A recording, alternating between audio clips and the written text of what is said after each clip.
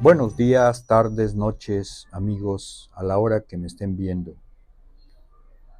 Como ustedes saben, a través de los años he sido fotógrafo y camarógrafo, videógrafo también, eh, durante más de 40 años aquí en nuestra querida ciudad de Córdoba.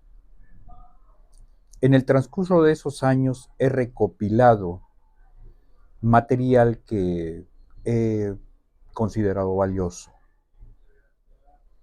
Eh, Lo guardé, lo conservé, no sabía yo exactamente para qué, pero creo que ha llegado el momento de compartirlo con todos ustedes. Y por eso he creado un canal en YouTube y estoy tratando de subir videos para que ustedes, pues a los que les interese, puedan verlos y disfrutar. Quiero decirles que tengo mucho material, he guardado y almacenado mucho material que quisiera yo tener el tiempo de compartirlo todo, pero tal vez ya no nos dé el tiempo necesario.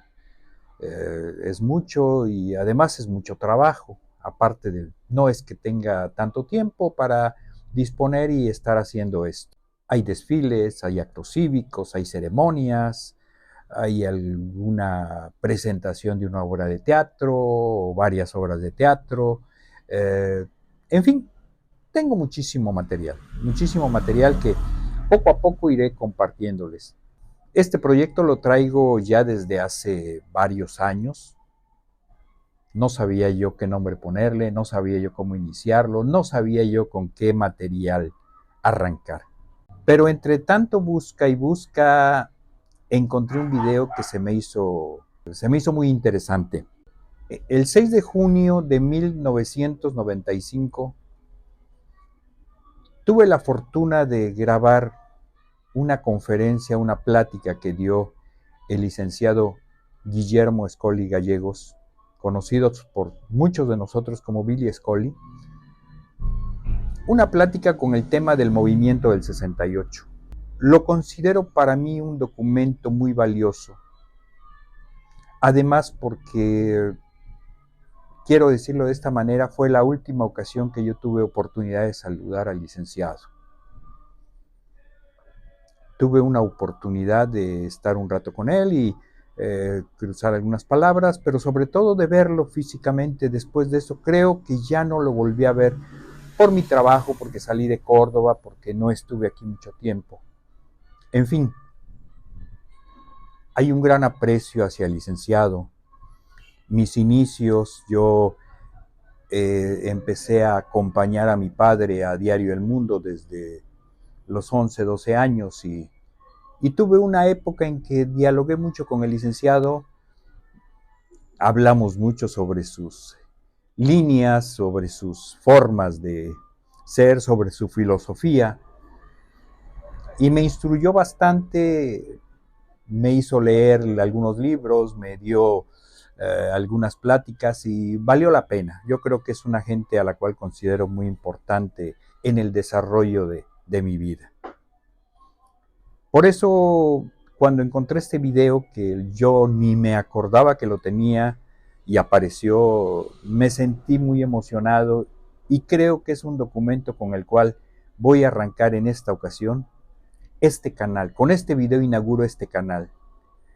Este canal que voy a dejar en él plasmado parte de mi historia, hasta donde tengo, porque se los comento y se los comento con mucha pena. Eh, Perdí 20 años de archivos, por lo que sea. Me desaparecieron 20 años que yo había guardado de la historia de Córdoba y que tendría yo unos documentos hermosos. Pero bueno, ahora lo que se pueda, ¿sí? Entonces, pues este es un video para mí muy valioso. Ojalá a ustedes les guste. Aquí aparecen personajes como el doctor José Rizo, como el licenciado José Manuel Ceballos y un periodista amigo de la familia, amigo mío, Alfredo González, también sale en este video. Amén de algunas otras personas, pero bueno, ahí vamos a arrancar con esto. Es mi inauguración, es mi inicio de canal y espero que ustedes estén conmigo, me sigan acompañando, lo vean, se suscriban a este canal, me den likes, me hagan sobre todo comentarios. El comentario que usted guste, háganmelo. Yo trataré de contestarlos y si es un buen comentario, pues también lo acepto y si es malo, no importa, ¿sí?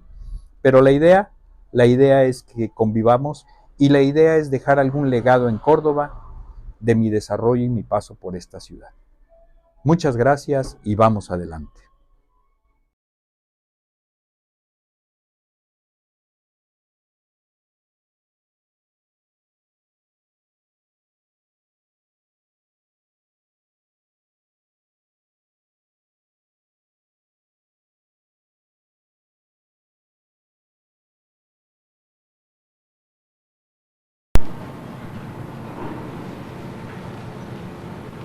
Parte de todo esto, se descubrió mucho de lo que los periódicos callaban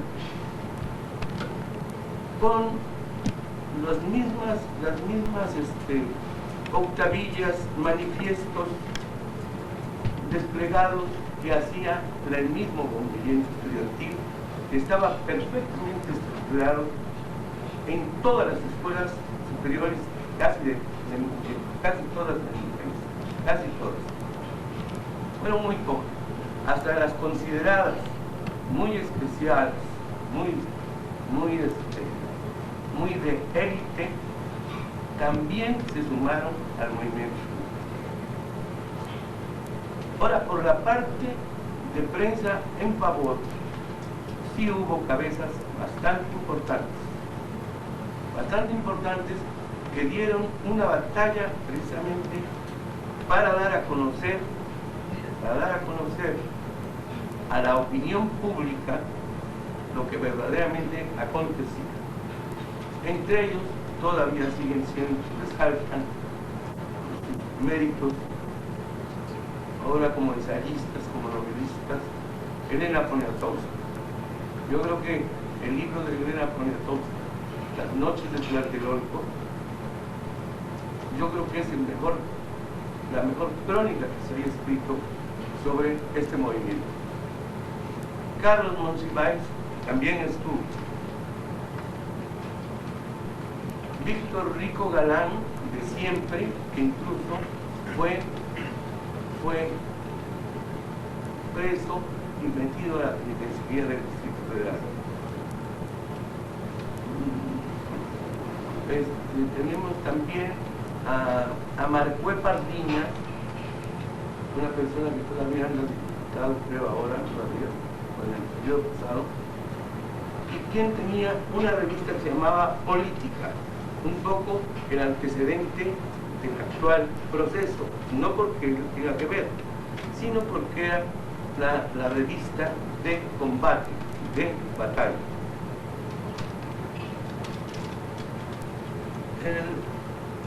Hubo muchos personajes actualmente, de los personajes aquellos jóvenes que conducían el movimiento, se han convertido en periodistas. Entonces tenemos, por ejemplo, uno de los dirigentes del comité de huelga, Marcelino Perelló, un luchador que andaba en silla de ruedas, está escribiendo para Excelsior y todavía sigue combatiendo.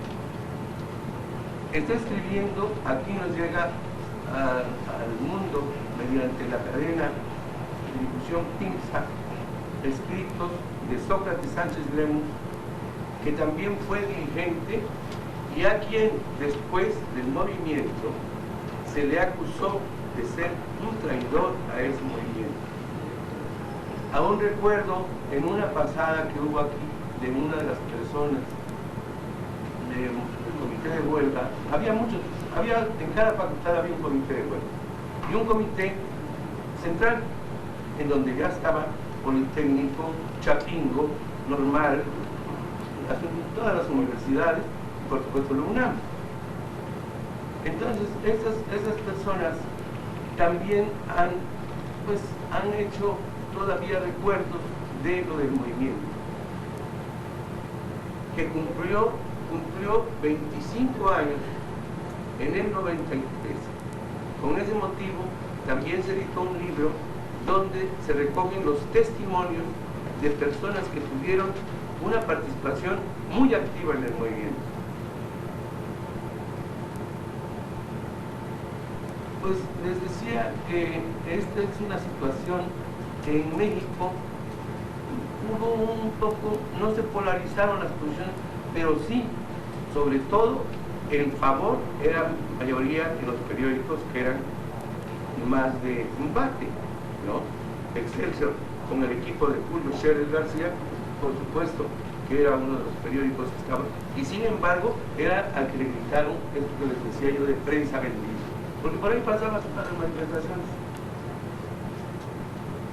En cuanto al Estado, en el Estado,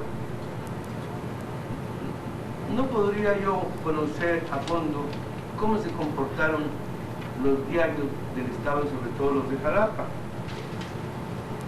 Pero lo que sí hay que recordar, ustedes son muy jóvenes, que en ese entonces era gobernador el señor López Arias, Fernando López Arias, que tenía fama de represor, de mano de hierro, y que en realidad él decía que en Veracruz no toleraría que se le salieran los estudiantes del orden, y con mano férrea comenzó a reprimirlo como era su costumbre desde que estuvo en la Procuraduría General de la República. Sé por una cuestión personal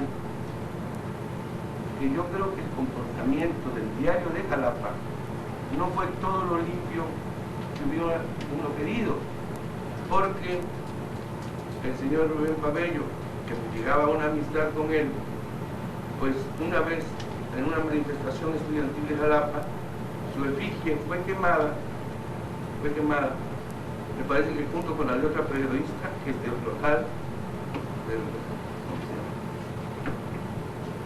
periodista de Jalapa, Marcela Prado Revuelta, sus efigies fueron quemadas frente al diario de Jalapa, y el hecho de que nosotros hicimos el comentario en El Mundo de ese incidente, pues hizo que el señor Pabello rompiera su relación amistosa conmigo.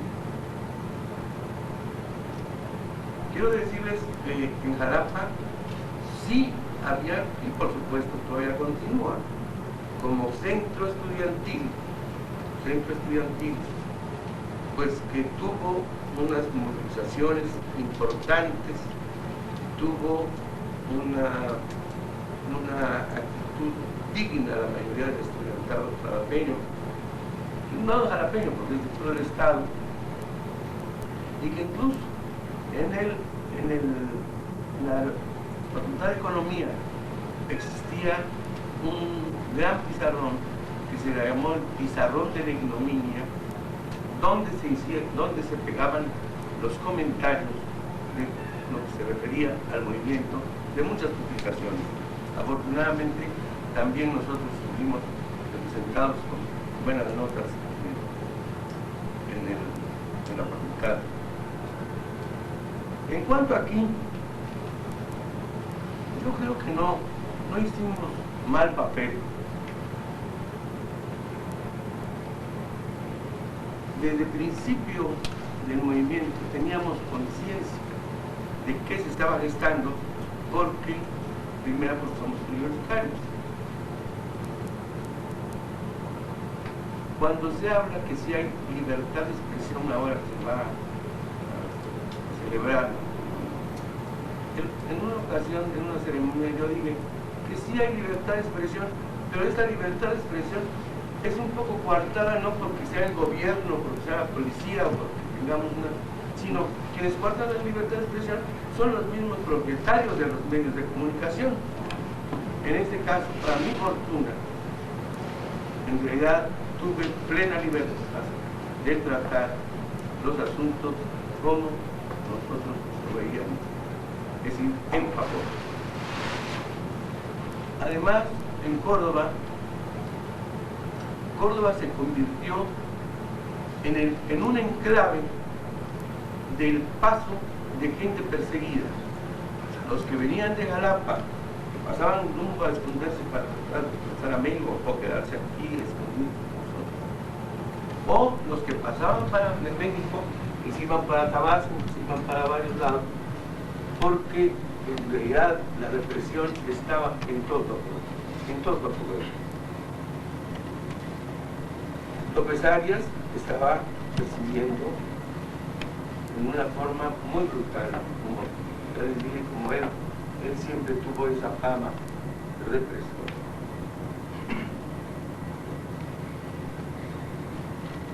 En cuanto a nuestras fuentes que teníamos, pues en ese entonces, Tostón Arronis, socio principal del diario El Mundo, estaba en Madrid y me enviaba recortes de la prensa europea.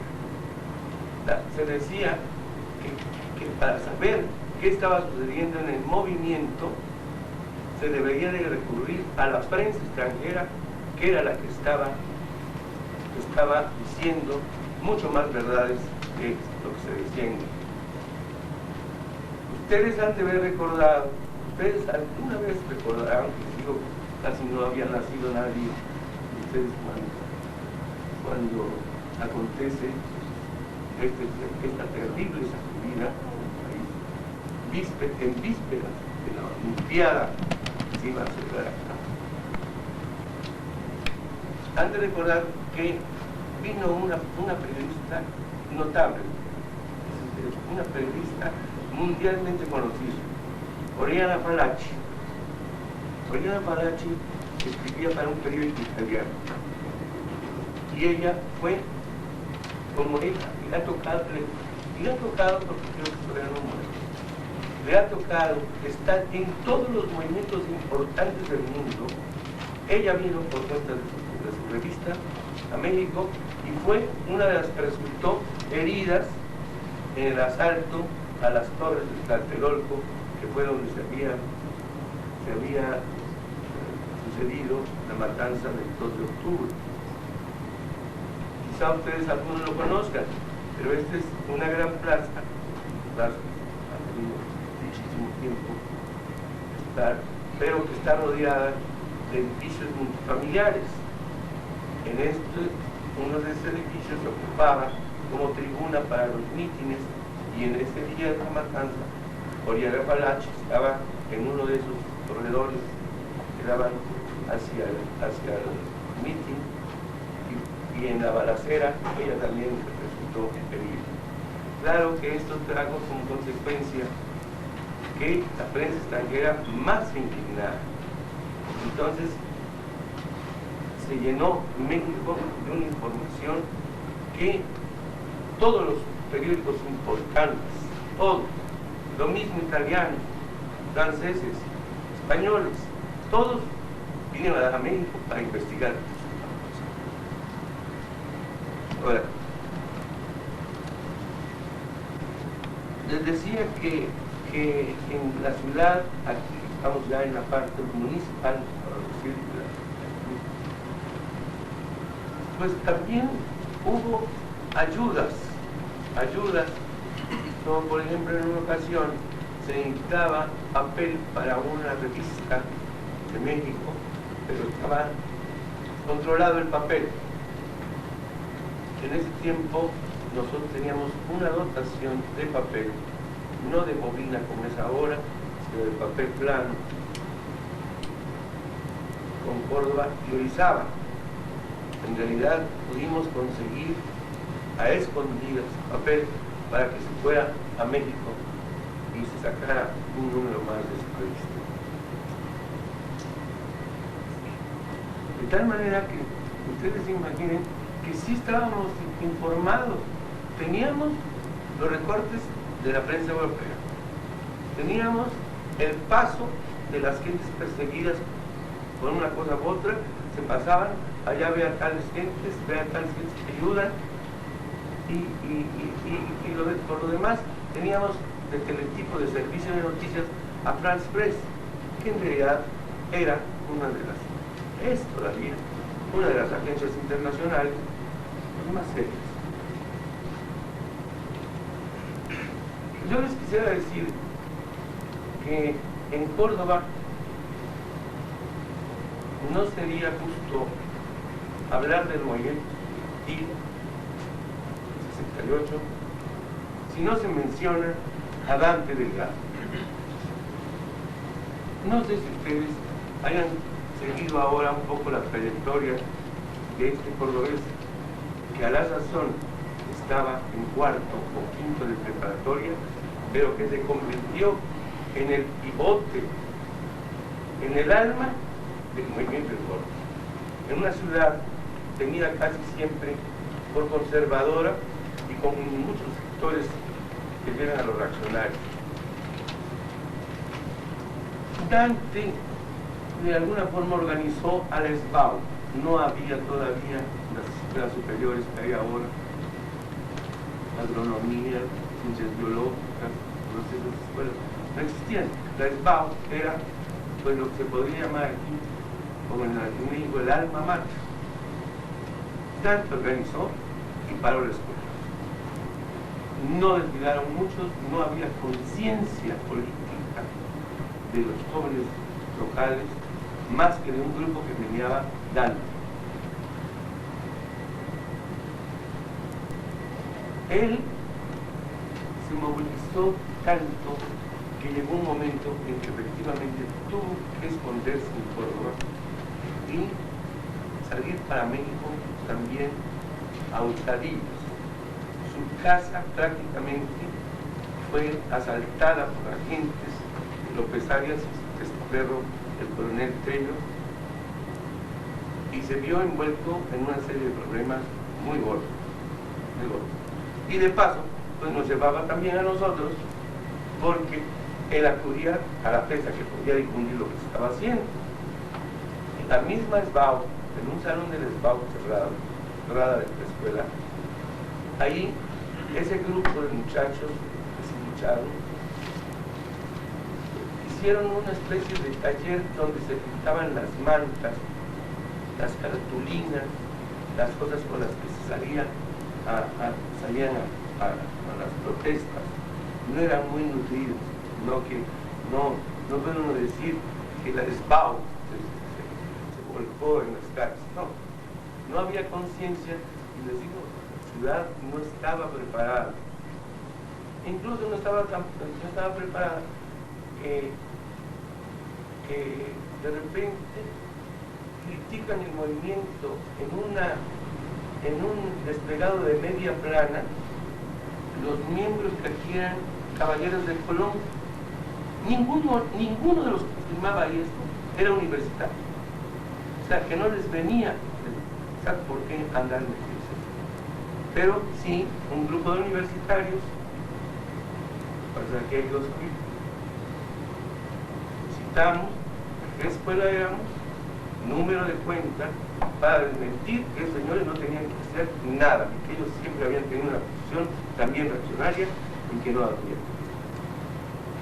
Entonces, en resumen de estas tres partes, la nacional, la estatal, la local, ustedes sacan en conclusión que nos tocó, de veras nos tocó vivir esto muy intensamente, porque sí hubo detenciones y que varios nos salvamos por algunas cosas, o por suerte, porque esto no nada más sucedía en Córdoba, estaba sucediendo también en Orizaba, estaba sucediendo, por supuesto, en Jalapa, estaba sucediendo en Coatzacoalcos, Minatitlán, Poza Rica, en todos lados. Era una cosa de terror, vaya, se estaba imponiendo el terror. Vino la matanza y en realidad ahí un poco se conmovió la nación tanto con esto. Pues a ciencia cierta no se sabe cuántos estudiantes habían muerto en esa ocasión. Se dicen muchas cifras, pero de que fueron muchísimos. Si ustedes pudieran ver algún día que anda por ahí una película, El Grito es una, y otra, bueno, la otra creo que es El Poder del Gobierno, no creo que la presten, pero que la pasaron por la televisión. pero en donde se ve a los soldados y a la gente corriendo y que ya están disparándoles a mansalva. No sé qué otra cosa quisieran ustedes saber.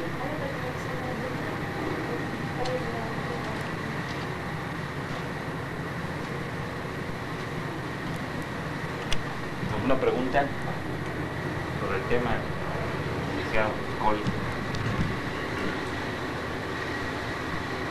Licenciado, en una ocasión, siendo secretario de Gobernación, Patrocinio González Blanco, dijo de que en el año 2000 se iba a abrir el expediente del movimiento del 68.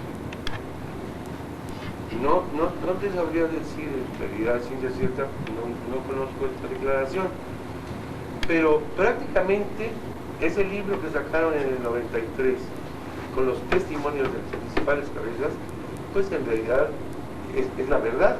Quién sabe qué verdad tenga el gobierno, quién sabe cuál será su verdad en este caso. Me gustaría, Alfredo, si dejaran pasar al licenciado Ceballos, ¿Sí? al doctor Risco, Sí. si ellos quisieran agregar algo. Licenciado. Lo que estaba pensando, Billy, nada más era preguntarte a ti, que a pesar de la amistad y de muchas veces de los múltiples comentarios que hemos hecho sobre el tema a lo largo del tiempo, no lo he preguntado concretamente. Es decir, a lo largo de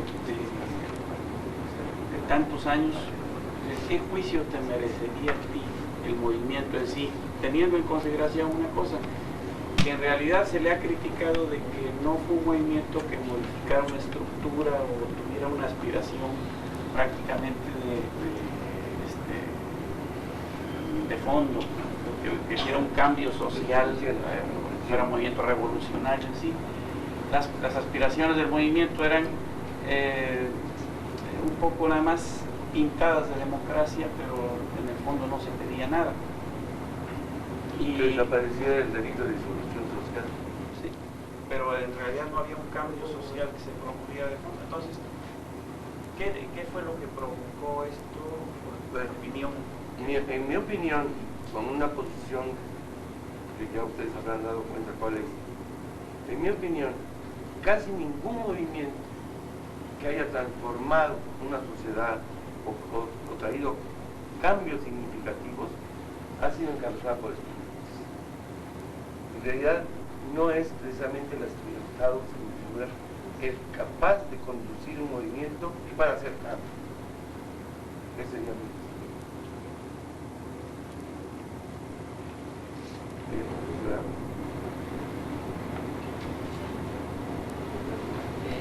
Señor Scully, la verdad, pues estamos de acuerdo efectivamente con usted.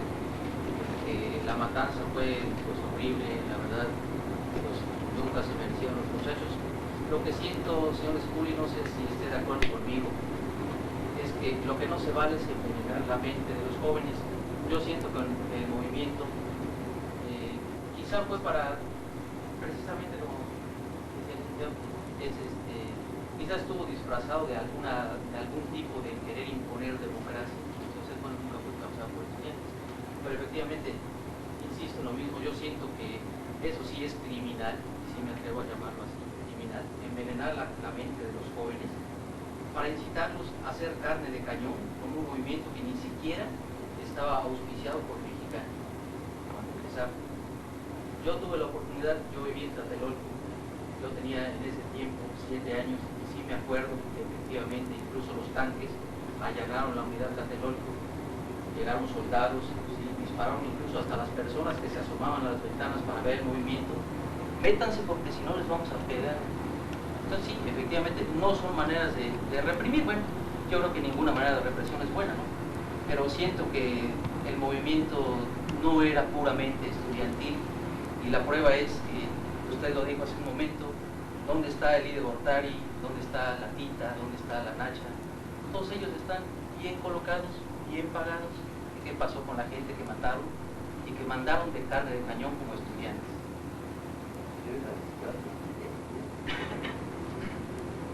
Bueno, Yo pienso que en realidad el movimiento estudiantil sí fue conducido por estudiantes. Que estos estudiantes hayan tenido más conciencia que otros, esa parte, pero de pensar que estaba dirigido por potencias extranjeras o extrañas a México, pues estaría por probarse en realidad, porque una cosa es que pueda uno decirlo, pero quién sabe si pudiera probar, no sé qué pruebas tuviera. Y por el otro lado, te voy a decir, los que menciono, por ejemplo, Elide Gortari, Alberto Castillo, todos, eran maestros de la facultad.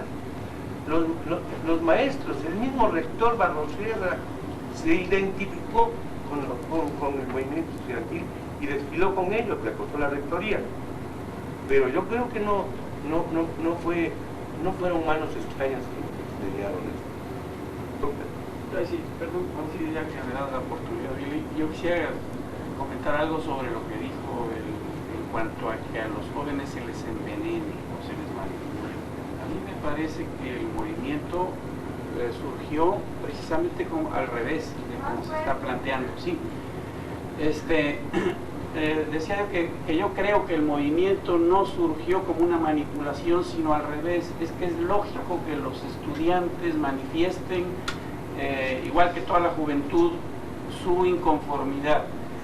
Yo creo que los estudiantes son la parte no comprometida de la población, la parte que no tiene compromisos en determinado momento, y sí se está enterando de los problemas nacionales, y se está enterando de todo. Entonces es natural que demuestre una inquietud por esos problemas y de que se vaya concientizando. Por eso surgen los movimientos, y tradicionalmente en México el estudiantado fue siempre líder de las buenas causas. Desgraciadamente ahora ya no sucede así, pero durante muchos años todas las causas populares fueron en México representadas por los estudiantes. No es que los manipulen, no es que sean tan ingenuos como para que se vuelvan ovejas, todo lo contrario. Yo creo que son, en este momento, una vez que cobran conciencia de los problemas nacionales, se vuelven justamente un grupo difícil de manejar y de manipular. Se vuelve un grupo muy consciente de las necesidades del país y un grupo orientador. Por lo regular así pasa. En las aulas los maestros cumplen con la función de enseñar cuáles son los problemas nacionales, y entonces el estudiantado, es natural, reacciona. ¿Por qué digo que eso tiene que ver también con su independencia? Por el hecho de que el estudiante, a diferencia de una persona mayor de edad que ya tiene compromisos con su familia, con su trabajo, con su ocupación, con su futuro, etc., el estudiante reacciona con mucha libertad. Y en ese sentido, en México y en casi todos los países latinoamericanos, pero especialmente en México, los estudiantes han sido líderes de las causas populares. Entonces yo sí disiento de que haya habido manipulación en 68. Además, creo que hay otro detalle también importante. En el mundo entero se estaban dando este tipo de movimientos. En París había habido un movimiento importante generado por los propios estudiantes. En Roma había habido otro. En España, a pesar de que había un estado totalmente extinto, las universidades se empezaban a inquietar. Es decir, Europa estaba dando muestras de inquietud estudiantil. En México, efectivamente, fue un movimiento incompleto, porque no participaron los obreros, no participaron los campesinos. Fue un movimiento generado por los propios estudiantes.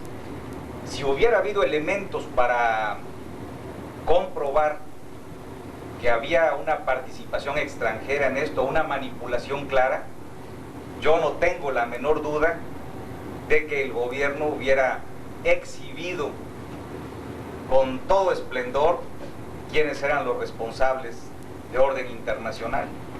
Así es que yo tampoco participo de la idea de que hubiera sido un grupo envenenado por alguien.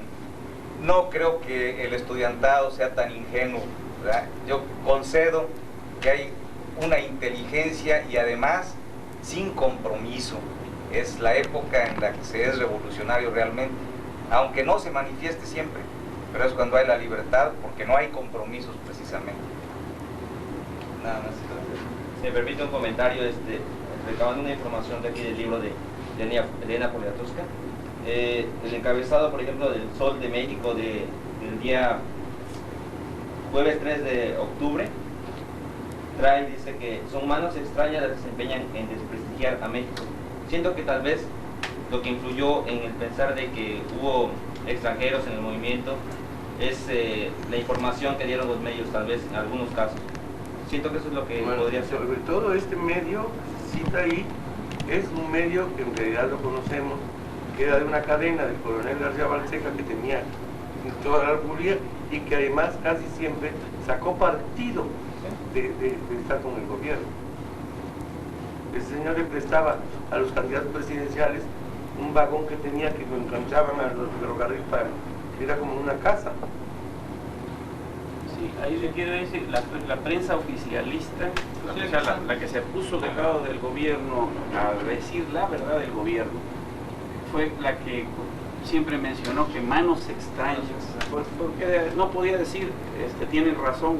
Entonces, la justificación que siempre se ha habido en esos casos es decir, o son los comunistas, o son los cubanos, o son alguien los que están, para no decir tienen razón en su inquietud. Ahora, por ejemplo, como ya no hay a quien echarle la culpa, pues ya no se le puede decir ahora que es el oro extranjero, pero aún así se ha intentado, no se dijo en el caso de Chiapas.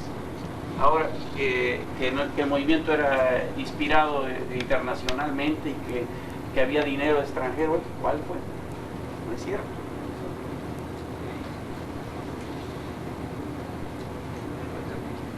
¿Cuál es la diferencia entre la prensa de 1968 y ahorita con esta asociación? Es buena pregunta. Yo creo que precisamente del 68 para acá hubo un cambio de actitudes, de mentalidad. La gente se dio cuenta de muchas cosas que antes no hacía caso, como si fuera ajeno a problemas de México. Y aquí, efectivamente, se pusieron de manifiesto qué problemas tenía México. Ya la gente ya no comulgaba como un lector ciego que cree que porque lo dice un periódico es verdad. Y todavía hay muchos lectores así. Creen que lo dice el periódico, pues lo pueden decir, pero si uno dice no es verdad lo que dice el periódico, no se puede decir. Entonces, sí, han surgido, pasaron un poco de tiempo, pero han surgido una nueva prensa, unos nuevos medios de comunicación. Y se han quedado otros en la misma situación, como está Televisa. Televisa, hoy podríamos criticar en realidad así abiertamente al gobierno. Hoy se le critica muy abiertamente al gobierno. Tenemos La Jornada, tenemos El Financiero, tenemos Proceso, el mismo Siempre, con que tenían, eran de ideas múltiples, de Reforma, porque no nos llega aquí a Córdoba. En fin, Jalapa tiene algunos periódicos más pequeños, pero ya con otra visión. Yo creo que sí hay un cambio y que donde se puede acudir de gente ya muy analista, ya no es de inventar, sino de estar analizando. Por eso ahora tenemos un montón de personas que son catedráticos, investigadores, científicos, en donde ya están ellos teniendo otra visión y lo están dando a conocer en publicaciones, en mismo Excelsior también creo, no veo que pero sí hay un cambio, hay mucho más apertura en los medios ahora. Imagínense lo que pasaría si siguiéramos, casi nadie sabía nada de Chiapas, en realidad parece que ahora todos sabemos qué pasa en Chiapas y cómo está Chiapas.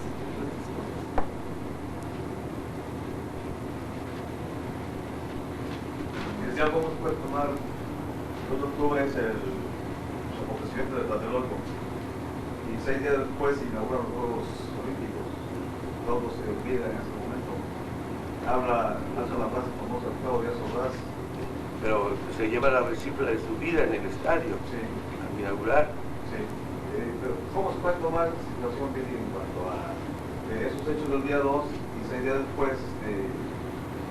Pareciera ser que estaba un poco olvidada la situación por los 15 días de juegos que hubo. Bueno, es un poco es lógico, porque un acontecimiento como es una Olimpiada, que era la primera que teníamos aquí, y creo que en Latinoamérica, ¿no? Creo que en Latinoamérica también, era un acontecimiento que efectivamente la gente quiere conocer todas esas estrellas y todos estos deportistas de excelencia. Entonces, eso no les quita que sí hayan querido ir. Y yo creo que si las pláticas de Chiapas pues las están transmitiendo, que las estuvieran transmitiendo el mismo día del juego de Cruz Azul Necaxa, la gente oiría de Cruz Azul Necaxa y no diría nada. Así es, ¿no? Ven por otro lado, se llama a Luis Echeverría Álvarez como ejecutor de aquella acción y termina el mandato de Díaz Ordaz y él es el candidato presidente de la República y es electo. Vaya, el pueblo aún con eso vota a favor de él. ¿Cómo sabes que el pueblo fue el que votó? Nosotros, Eso sí lo podemos saber, ¿verdad? ¿Cómo son nuestras elecciones? Ahora también se está dando una batalla en eso. Ya no es la borregada. Ya hay muchas cosas que cuesta trabajo, pero que se va abriendo paso para la gente. Ya no la pueden engañar igual. Ahora, Díaz Ordaz hizo una declaración, declarándose el culpable del movimiento y del cual no estaba arrepentido. Que no tenían que culparse a nadie más que a él. El que dijo del arrepentimiento fue Corona del Rosal, pero él dijo que se hacía responsable de eso, lo era. Él lo era el presidente de la República. Con respecto a lo que preguntabas, yo creo que fue un parteaguas en México en varios aspectos. En el que interesa aquí como tema, en el de la información, yo creo que hizo que se reforzara cierto tipo de prensa combativa con un fin específico, no combativa por combatir todo, sino con un fin específico, con un proyecto de prensa nueva. También hizo que la gente buscara ese tipo de prensa, que fuera más inquisitiva, la ciudadanía en general, que fuera más analítico cierto tipo de gente. No nos cabe la menor duda de que somos un pueblo impreparado, no hay mucha gente letrada, pero la gente que lee periódicos, que sigue aquella vieja regla de un libro al día, una revista a la semana y un libro al mes. No, un periódico al día. Perdón, dije mal, un periódico al día. Una revista a la semana y un libro al mes. Con esa vieja regla todavía hay gente que se mueve, o por lo menos algunos leen los diarios. Esa gente se vuelve más inquisitiva. Yo creo que sí, a partir del 68 se genera además una búsqueda de democracia que apenas empieza a dar sus frutos. Los partidos empiezan a tener quizás cambios estructurales. El propio PRI internamente sufre divisiones con gente que simpatizaba en origen con el movimiento 68.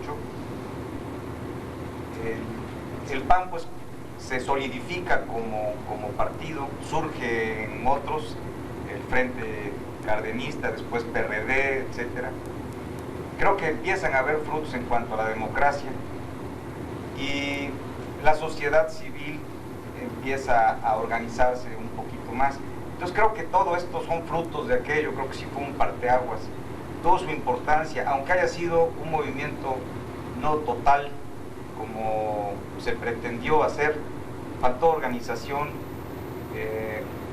hubo una represión que quizás en estas épocas no existiría, las condiciones son otras. Creo que sirvió para el país. Yo quisiera nada más decir respecto a estas aparentes incongruencias que menciona Alfredo, de que Echeverría, por ejemplo, que había sido uno de los miembro del gabinete de Díaz Ordaz y después de repente resulta favorecedor de los movimientos estudiantiles y aparentemente impulsor incluso de las ideas del 68. Es decir, yo creo que esto es uno de los méritos que tal vez tenía el sistema en esa época, es decir, cierta flexibilidad. Advirtieron el problema y el peligro y a partir de ese momento diseñaron una estrategia muy inteligente y muy perversa, pero para dominar, para controlar al estudiantado. Es decir, ¿en qué consistió esa estrategia? Bueno, dos cosas. Por un lado, abrir un poco el sistema, porque sí, en ese sentido modificó, rectificó algunas cosas. Echeverría, no cabe duda que el gobierno de Echeverría hizo eso. Pero al mismo tiempo también desarrolló el otro aspecto de la estrategia, que fue el desprestigiar justamente a los estudiantes que eran los líderes y que habían demostrado ser peligrosos como controladores de la sociedad. ¿En qué consistió este desprestigio? Empezó a darles todo lo que querían y desgraciadamente los estudiantes cayeron en la trampa. Es decir, empezaron a abusar, y entonces cambiaron de aquella imagen de gentes líderes que yo mencionaba al principio, que eran líderes de las buenas causas sociales, defensores de las clases humildes en los movimientos, en las alzas de los precios de los camiones, en los encarecimientos, etc. Y se volvieron gentes que no tenían ningún prestigio ante la sociedad, muchachos abusivos que andaban por todas partes, que pedían, que les daban camiones, que les daban de todo, de esa manera se fue destruyendo la imagen del estudiante y se perdió la oportunidad de que fueran líderes de las cuestiones sociales. Ahora, en cuanto al movimiento, yo disiento un poco de verle tanta trascendencia. Creo que la importancia del 68 fue que estremeció a toda la nación y la hizo pensar que era muy peligroso ya el control del Estado. Que por primera vez la gente se dio cuenta que lo que decía la prensa no era verdad, que quedó la población colocada frente a su propia verdad. Y se dio cuenta que no se podía protestar, se dio cuenta que muchos periódicos no decían la verdad, se dio cuenta que había control social, se dieron cuenta también de que no había la famosa democracia que se pregonaba, que todo había. Entonces, en ese sentido yo creo que sí, empezó a dudar la gente del gobierno y de la prensa. Y esto es una toma de conciencia, esta es una nueva actitud que a larga distancia sí va a producir probablemente por lo menos a muy larga distancia, pero va a producir el nuevo movimiento que se genera con Chiapas, por ejemplo, que ese sí está muy claro, lo que decía Billy. Ahora surge una prensa clarísimamente ya independiente. Entonces, pero desde entonces ya se empezó a tener conciencia a partir del 68 de que ni el gobierno velaba por los intereses de la comunidad nada más, ni que tampoco la prensa decía siempre la verdad. Yo creo que eso fue la manera de ver la protesta. Bueno, señor Scully, para ustedes, ¿qué hacemos? Yo creo que esto le va a servir a los muchachos que están estudiando información. ¿Qué hacemos cuando tenemos un patrón que está vendido con alguien? ¿Qué hacemos cuando hay prensa conducida que nos obligan a nosotros, a los reporteros, a decir, ¿sabes qué? A este no le pegues, a este sí, a este no? No digo nombres porque quería susceptibilidades, pero ¿qué hacemos? Es un poco lo que yo dije. La libertad de expresión en realidad quien la coarta son los dueños de los medios. Son los que imponen unas reglas de decir, no te metas con este grupo, no te metas con tal persona. Yo lo dije al principio de intervención. Pero la única cosa es tratar en realidad de que de buscar medios que sean independientes. Es muy difícil, sobre todo en provincia. ¿Cómo?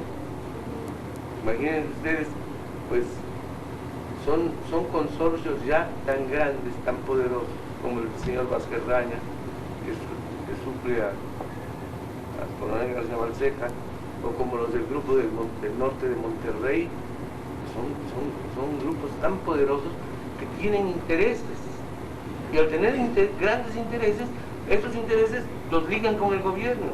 Entonces no puede uno hacer críticas muchas veces en ese proyecto. Sin embargo, en el de Monterrey, el que mencionaste, que depende de ese grupo también, el periódico Reforma, que no nos llega aquí, pero es difícil. En realidad, van a encontrar... Tan difícil, don Billy, que pues tenemos que ser entonces ahorita periodistas por circunstancia y no por convicción. Desgraciadamente, es carrera ingrata, porque en realidad, no sé si ustedes hayan hecho alguna vez una visita al diario El Mundo. Bueno, ahí hay un mural, en una escalera, hay un gran mural.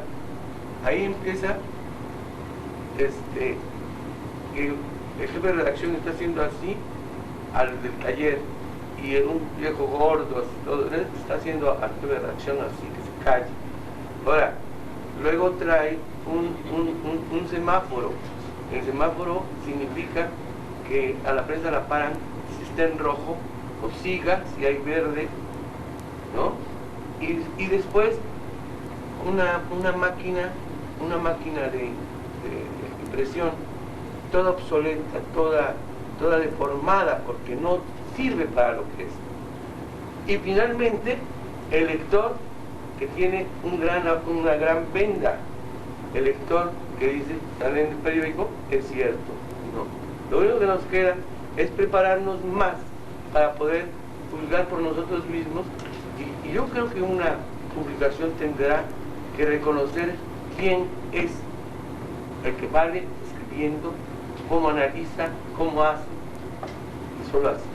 A diferencia, creo, de ese tiempo, ahora ya tenemos oportunidad de otros medios que tienen esa libertad. En el Estado hay algunos. ¿Sí? Y habemos periodistas que podemos tener el privilegio, entre comillas, de estar en esos medios donde tenemos la libertad de escribir notas tal y como son información. Pero fíjese una cosa, no es por desanimarlos, pero fíjese una cosa, teniendo no sé cuántas escuelas de comunicación social allá, ahora se llama comunicación social, ¿okay? Escuela de periodismo, pero todos los que están saliendo van a encontrar, hay tantos medios como se quieren estar en un medio de combate, de lucha, serio, pues no son muchos los que hay en la comunicación. Ya está viendo más, eso sí. A uno mismo de director, excepto en esto que dije, que la libertad, pero había cosas que los intereses de la empresa, de Editorial Arronis, no de Editorial Arronis, o sea, chocaban con algo, pues entonces sí le dicen a uno, aquí no seguimos. ¿Los demás de capitán? Quisiera decir un tono de optimismo, porque tal parecería que los periodistas en sí no tienen nada que hacer ante una situación como la que hay. Y yo sí quisiera decir que pienso que en el trabajo de todos los que hacen el periodismo diariamente hay un margen de posibilidades de colar, de luchar, de abrir el hueco a un cierto margen de libertad. Estando preparados. Sí, en lo demás, bien ¿no? preparados. Cuando se trata de a lo mejor alguna nota que no va uno a hacer, o qué es lo que puede uno meter, tratar siempre de abrir lo más posible el espacio. Yo creo que es el gran trabajo de ustedes. ¿Se imaginan que uno quisiera tener una oportunidad, por ejemplo, de entrar a 24 horas? Si pudiera uno hablar a las 24 horas lo que uno quisiera, no, pues nada más en ese momento apagan este barco para todo el mundo. Una situación en realidad muy difícil para tener la libertad. Claro, después viene además el acomodo, ¿no? Te dan la cabeza y pasa a la página 312, ¿no? ¿Alguna pregunta más para...? ¿Qué tanto hasta dónde se puede involucrar un periodista con la nota que está cubriendo? No, por supuesto, quiero decir, ¿está firmada o no está firmada? Si está firmada, es lo más probable es que resulte que le digan que esta nota es contra tal gente que la tiene firmada, pero no todas las notas están firmadas, en cuyo caso el responsable es el periódico.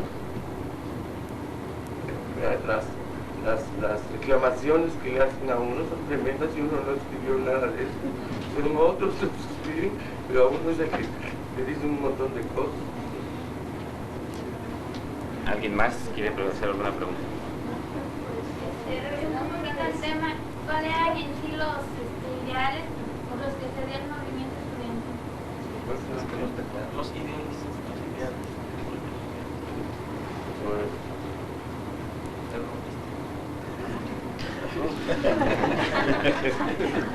No tiene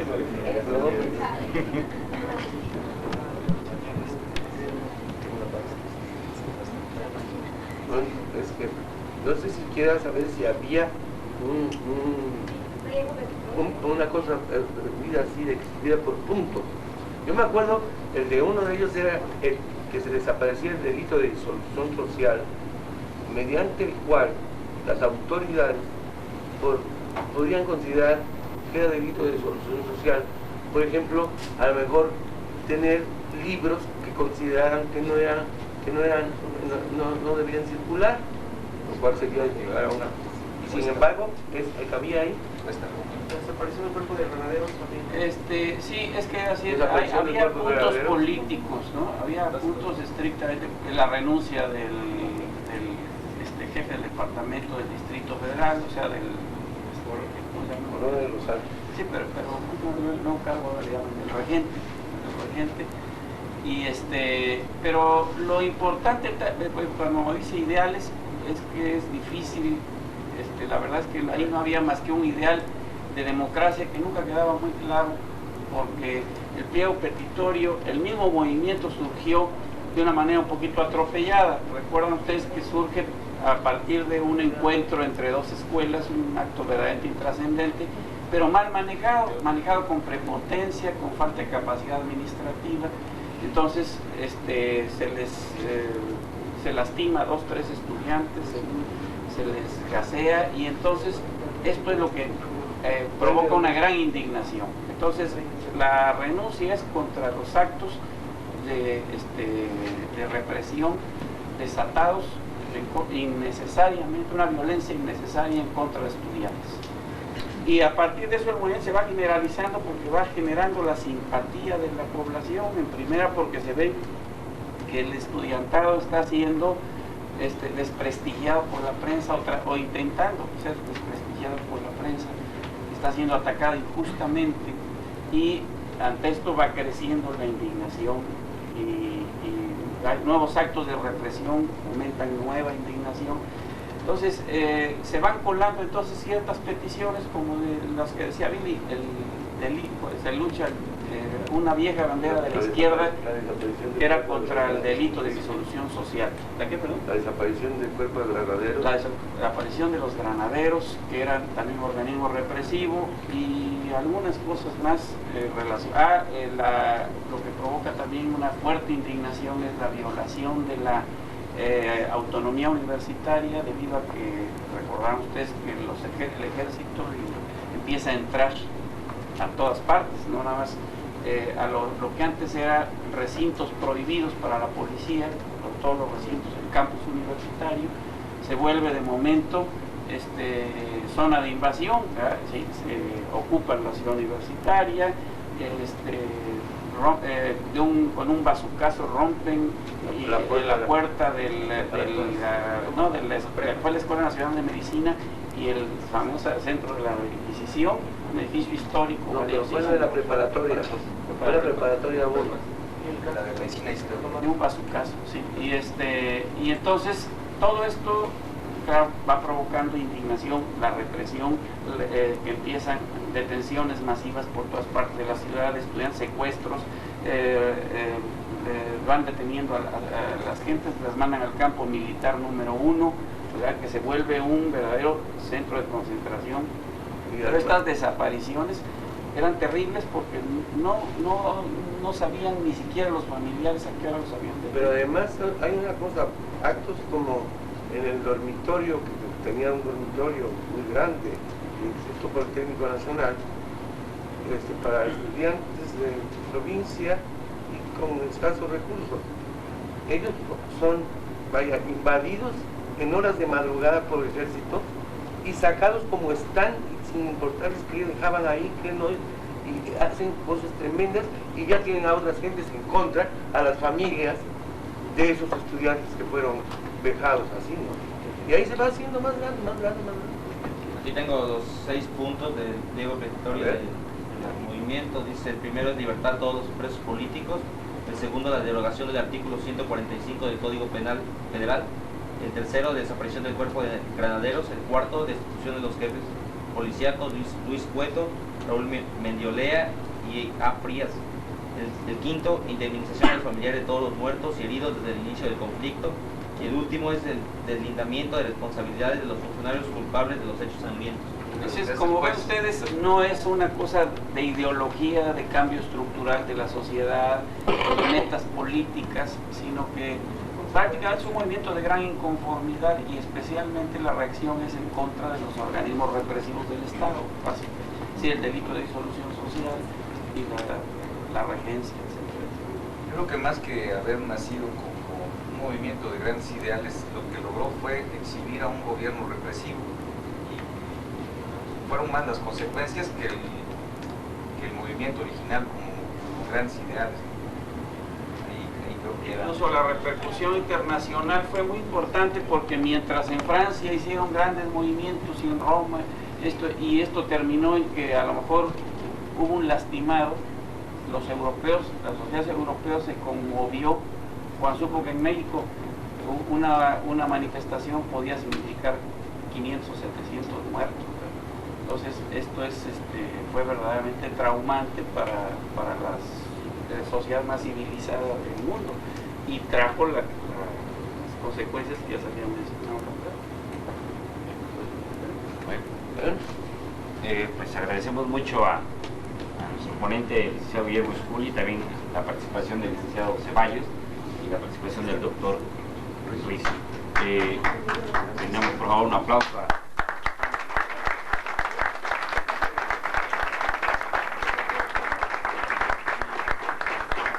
nuestro presidente de la Asociación de Periodistas de Córdoba, señor Alfredo González, va a proceder a entregar un diploma de participación a nuestro pueblo. Licenciados, la Asociación de Periodistas de Córdoba, doctor, le presenta el reconocimiento al licenciado Guillermo Escoli Gallegos por su brillante participación en la Semana de Conferencias de la Libertad de Expresión, celebrada en esta ciudad del 5 al 9 de junio de 1945. ¿Se lanzaron que era mundial?